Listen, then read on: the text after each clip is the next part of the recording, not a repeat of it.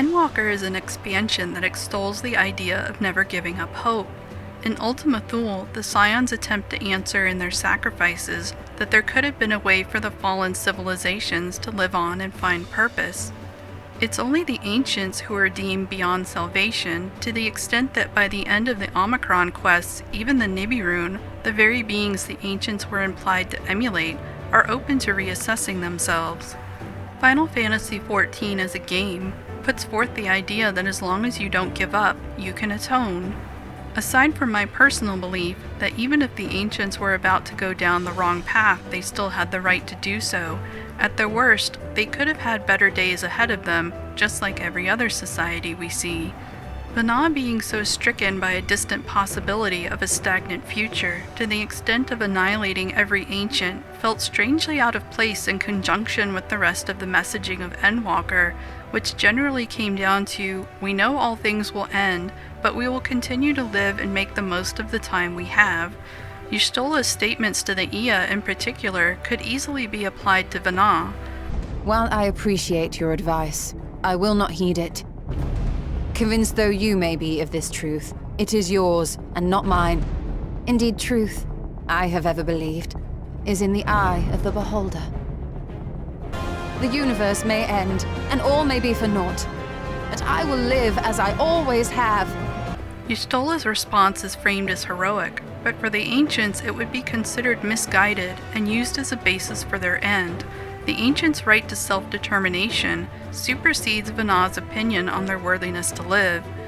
The only one to decide the plenty was the Ancients' assured fate was Venat, based off of 2 lines of a report from a hostile entity with no further context.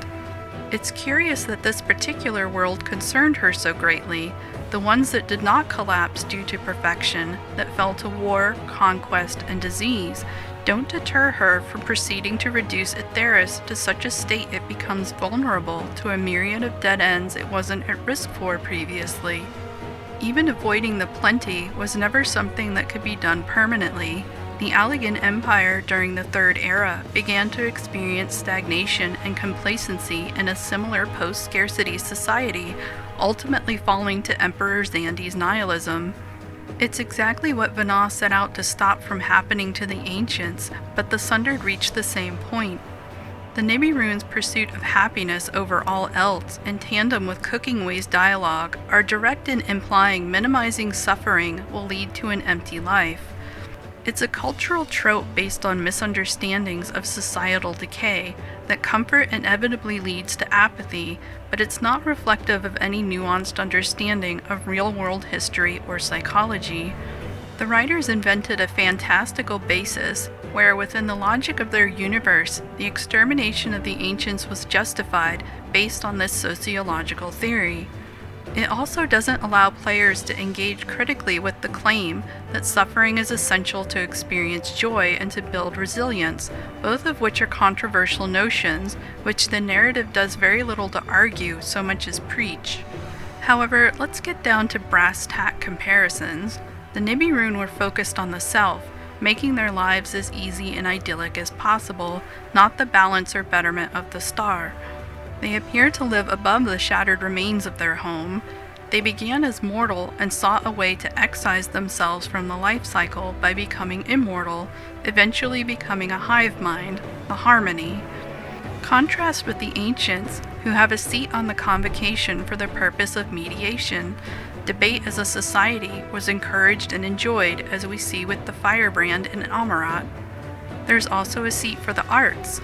Emet-Selch was an ardent admirer and patron of the arts, indicating they had passions outside of their duties. They were also researching the universe, and while the Nibirun expressed interest in doing so, they seemed to lack the motivation to follow through.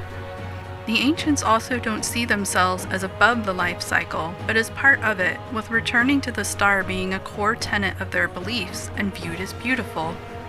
They were not naive about the threat of stagnancy as shown in the Community Cohesion side quest in Amarat, and are shown to find joy in discovering different perspectives, with a willingness to take the viewpoints of others into consideration, as we see in the Elpis side quests.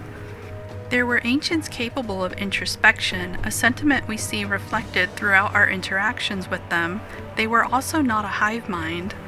This is evident in the conflict surrounding the third sacrifice, which caused a rift within their society. Their culture could have adjusted and adapted had they been informed of the truth by Venat. Presenting a scenario where the only solution was to functionally kill them all and expunge their culture and history seems extreme to say the least. Singling out the ancients and putting aside the many ways in which they are not similar to the Nibirun other than dress code starts to feel targeted if not mean-spirited. Anything other than deference to Venat's perspective is presented as immature, despite the fact that the ancients' longing for their civilization to be restored was understandable, perhaps all the more relatable after the pandemic. It also pushes a dubious moral that people who don't suffer enough are doomed to become apathetically suicidal or morally deviant and thus need to be forced into it for their own good. The writers tried to alter the ancients to fit a mold for their themes that doesn't work because it's not what they are. They're not Yulmore. They're never shown to be complacent, fixated on the pursuit of pleasure to the detriment of all else, or bereft of difficulty in their lives.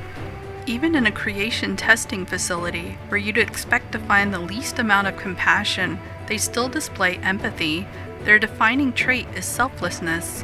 It's why Alphinaud was stunned into silence when Emmet asked if half the Sundered would sacrifice themselves to save the other, because he knew they wouldn't.